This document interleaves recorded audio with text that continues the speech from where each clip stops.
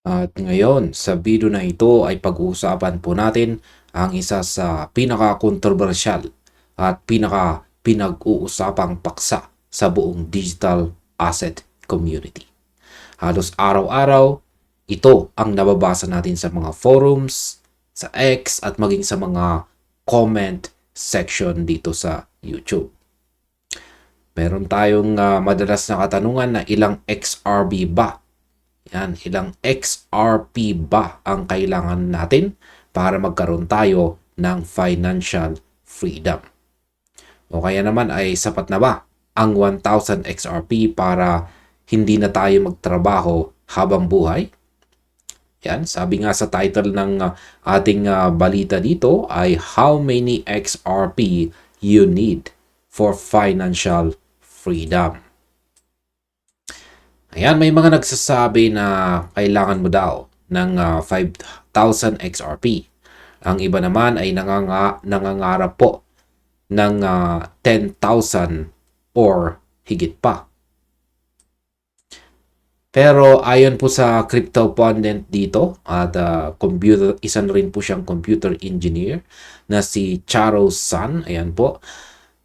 At ang sagot po sa tanong na ito ay hindi po isang fixed number. Sa katunayan, ang pagtutok lamang sa dami ng XRP na hawak natin ay baka maging dahilan kung bakit natin nakakaligtaan ang mas malaking realidad ng ekonomiya. Kaya sa video na ito ay pag-uusapan po natin ang perspektibong ito o pananaw na tiyak na magpapabago sa ating pananaw sa ating portfolio. Maliit man ito o malaki. Yan, bago po tayo magpatuloy ay check po muna natin ang chart ng XRP dito kung saan ay makikita natin dito na ang kanyang kasalukuyang presyo ay naglalaro sa 1.3809. Nakaranas po siya ng pagbagsak at nagugulat po tayo sa nagaganap na price action niya ngayon kasi mabilis po siyang bumagsak at kitang-kita natin na nandito na po siya sa ilalim ng ating pattern dito, symmetrical triangle pattern. At gaya po ng aking analysis sa nakalipas na video ay invalidated na po ang ating pattern dito. At kung sisilipin po kasi natin si Bitcoin, ayan naman po ang daily chart time frame ni Bitcoin. Nabasag na po yung ating major support dito na 78,126.93. Dahil nabasag po yan is mataas po ang chances na magpapatuloy ito sa kanyang pagbagsak. At dahil dyan, dahil po sa kalagayan na ito ni Bitcoin ay nagagawa niyang hatakin si XRP pababa. Ayan. Ngayon ay pagpatuloy po natin ang ating sinimulang balita dito. Kung saan ay pag-usapan po natin ang tungkol sa fixed number fallacy. Yan, madalas po nating marinig ang mga numerong gaya po ng 1,000 XRP o 5,000 XRP bilang isang golden ticket patungo po sa yaman. Pero ayon po kay Charo San XRP dito, ayan, ang mga numerong ito ay hindi po pwedeng ilapat ng pantay-pantay sa lahat ng tao sa buong mundo. At ang tanong ay bakit? Ayan. Ito po ay dahil ang definisyon ng financial independence ay nakadepende ng malaki sa economic realities ng bawat bansa at bawat lungsod. Kaya sa aking opinyon, napaka-importante po ng puntong ito. Minsan kasi masyado tayong nakatitig sa screen ng ating cellphone at nakikinig sa mga influencers sa ibang bansa na nagsasabi, you need at least 50,000 XRP to be a millionaire. Yan, pero kailangan po nating tandaan, ang isang milyonaryo po sa United States ay malayo ang pinagkaiba sa isang milyonaryo dito sa Pilipinas o sa ibang panig ng Southeast Asia. Ang pamumuhay po sa New York City ay hindi hamak na mas mahal kaysa sa pamumuhay sa isang probinsya dito sa Pilipinas. Kung titignan po natin ang ating sariling sitwasyon, ang halaga ng bilihin, kuryente, renta at pagkain ang tunay na magdidikta kung sapat na ba ang ating XRP. Kung ang target natin ay 1,000 XRP at ang presyo ay umabot po sa isang particular na price level, ang halagang po yan ay baka pambili lang ng isang second-hand na sasakyan sa ibang bansa. Pero dito po sa atin, baka yan na ang ating pambuo ng isang maliit na negosyo na magbibigay po sa atin ng passive income habang buhay. Kaya wag po tayong maliligaw sa mga numerong binabato sa social media. Ang tunay na target ay dapat personal at nakabase po sa kung magkano ang kailangan natin para mabuhay ng komportable sa lugar kung nasaan po tayo ngayon. Ayan, pag-usapan naman po natin ang tungkol sa purchasing power laban sa token amount. Ginamit po ni Charo San XRP ang halimbawa ng housing prices para ipaliwanag ang kanyang point o punto. Sabi niya sa lugar kung saan po siya nakatira, ang $100,000 ay hindi man lang sapat para pambili ng isang maayos na toilet o banyo, lalo na ang isang buong bahay. Pero sa kabilang banda, sa ibang bansa o rehiyon, ang $100,000 ay sapat na para magbigay sa isang tao ng long-term financial security at isang napaka-komportabling standard of living. Ngayon, sa aking opinion ay dito po natin makikita ang konsepto ng purchasing power. Yan. O kapangyarihan po ng pera na bumili ng mga pangangailangan. Sa mundo ng crypto, madalas po tayong matrap sa dollar value. Tinitingnan po natin ang XRP price sa dollars. Pero nakakalimutan po natin i-convert ito sa live value. Isipin po natin, kung si XRP ay umabot po sa $10, ang ating 1,000 XRP ay magiging $10,000. Sa San Francisco, ang $10,000 ay baka renta lamang po yan ng 2 o 3 buwan. Pero dito po sa atin, ang mahigit kalahating milyong piso ay pwede pong maging pambayad sa tuition ng ating mga anak hanggang makatapos po sila. O kaya naman ay pambili ng isang ektaryang lupang sakahan. Ang point po dito ni Charles San ay dapat po nating suriin ang ating XRP holdings sa pamamagitan po ng local economic conditions. Ayan. Sa pamamagitan daw po ng local economic conditions kaysa sa social media comparisons. Kung ikaw ay may maliit na portfolio, sabihin po nating 350 XRP lamang, huwag mong maliitin ang sarili mo. Sa tamang panahon at sa tamang presyo, ang 350 XRP na yan ay pwede pong maging meaningful financial position. Depende sa kung nasaan ka. Ang financial freedom ay hindi po tungkol sa pagkakaroon ng pinakamaraming token sa buong mundo, kundi tungkol po sa pagkakaroon ng sapat na pera para mabili ang kalayaan mo sa iyong kinalalagyan. Kaya kung ikaw ay nasa isang lugar na mababa po ang cost of living, mas mabilis mong maaabot ang financial freedom kaysa sa mga taong nasa mamahaling lungsod. Kahit pa mas marami silang hawak na XRP kaysa sa iyo. Yan, dito naman po tayo sa... Yan, wag po tayong mag-compare sa ibang mga holders. Yan, XRP holders urge not to compare themselves to others. Isa po sa pinakamalagang payo ni Charo San XRP ay ang pag-iwas sa pagkakambing ng sarili sa ibang mga holders. Binanggit niya na hindi dapat tingnan ng mababa ang isang tao na may hawak na 350 XRP.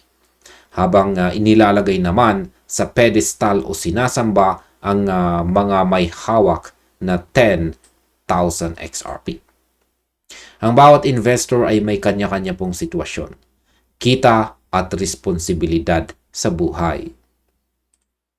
Sa aking opinyon, aminin po natin, napakahirap umiwas sa inggit kapag nakakakita tayo ng mga screenshot sa X o Facebook na may mga dambuhalang XRP portfolios. Minsan tuloy, nawawalan tayo ng gana at iniisip natin ano pa ang saysay ng 500 XRP natin kung ang iba ay may 50,000 XRP. Pero ito po ang katotohanan. Baka ang taong may 10,000 XRP ay may utang na milyon-milyon. O kaya naman ay nakatira sa isang lugar na kailangan niya ng milyon-milyon para lang makakain. Samantalang ikaw na may 500 XRP, baka wala kang utang at simple lang ang pangarap mo sa buhay. Ang financial circumstances ay nag-iiba po, mga ka-crypto. Ang isang small holding sa isang mayamang bansa ay pwede pong maging isang major investment commitment sa isang developing nation. Ang 350 XRP mo ay baka pinag-ipunan mo yan ng 3 taon mula sa iyong pinaghirapang sweldo. Yan po ay isang big win para sa iyo. Huwag mong hayaan ang ingay ng social media na nakatuon sa whale portfolios na sirain ang iyong determinasyon.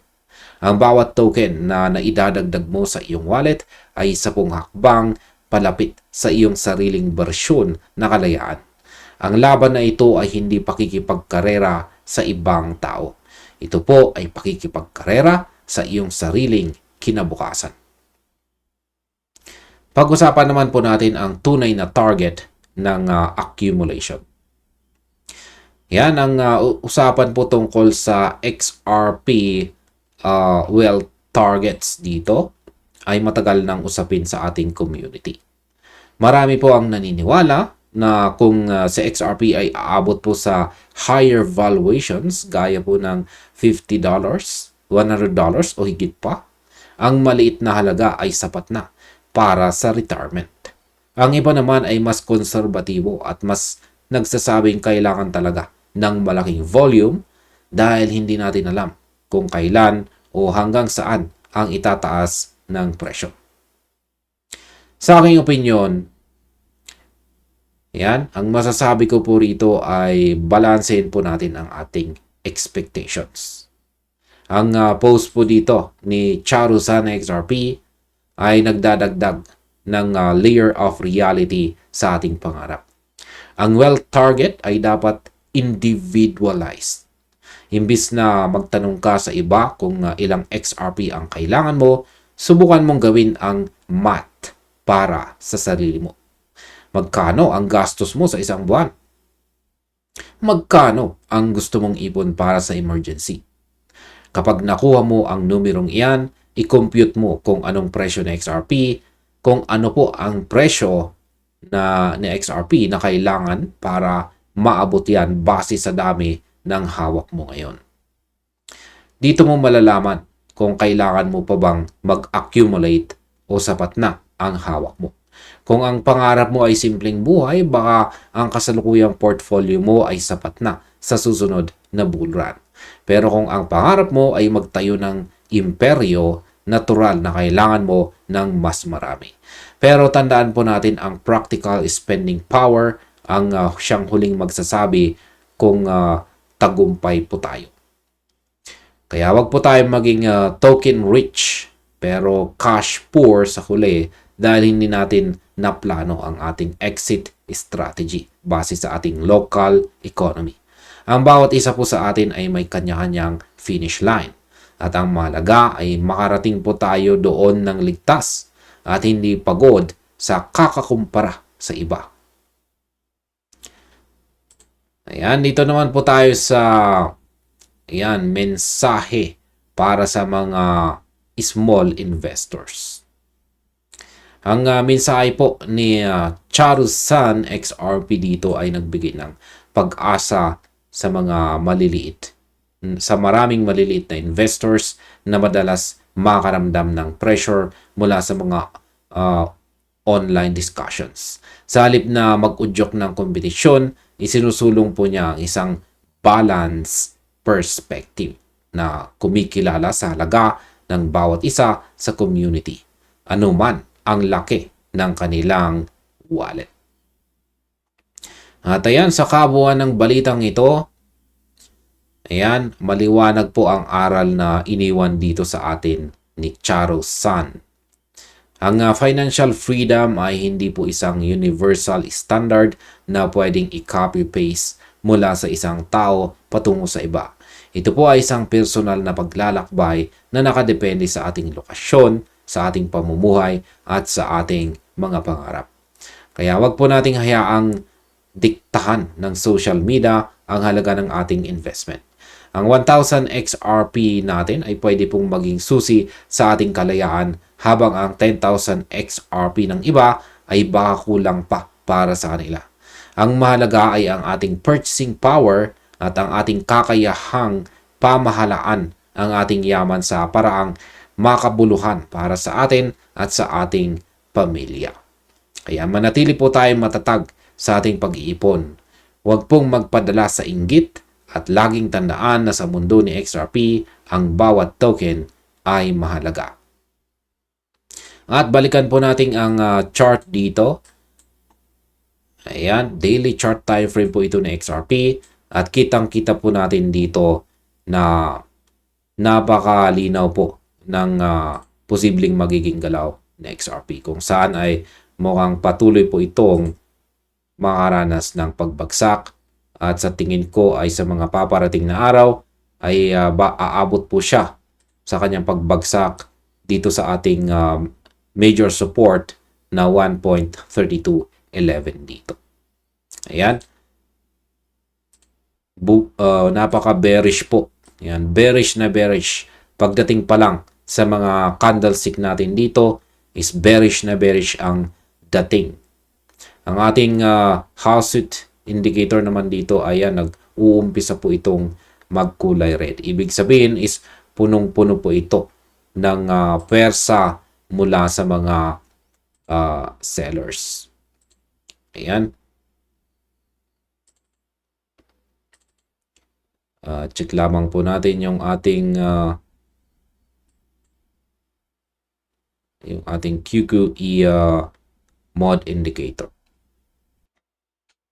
At ayan po ang ating QQE mod indicator. Lumalabas na rin or bumubuo na rin po siya ng kulay red na QQE bar dito. Ayan, at mukhang bearish na naman. Ayan. Mukhang bearish na naman po ang market natin ngayon. At ang isa pang bagay ay yung kalagayan naman ni Bitcoin dito. Ayan, na nakakaranas na rin po siya ng mas matinding bearish pressure. Mas malinaw pa yung signal natin dito kay Bitcoin. Ayan, yung mga signal natin dito sa ating mga indicators. Ayan, napakalinaw na bearish itong si Bitcoin. At syempre, kung ano yung kalagayan ni Bitcoin is ganun din po yung kalagayan ng ibang mga cryptocurrencies. Kaya ang aking analysis po dito ay inaasahan ko pong babagsak itong si XRP hanggang dito sa 1.3211 na siyang ating pinakamatibay na support. Sa ngayon, meron po tayong minor support dito sa 1.3833 pero sa tingin ko ay hindi po ito magtatagal. Ayan, hindi po ito magtatagal. Mahina po ito at madaling mababasag lamang ni XRP. Ayan, maghanda po tayo sa posibleng pagbagsak ni XRP dito sa 1.3211 sa mga paparating na araw. At ayan, hanggang dito na lamang po tayo sa video na ito mga ka-crypto. Marami pong salamat sa panonood.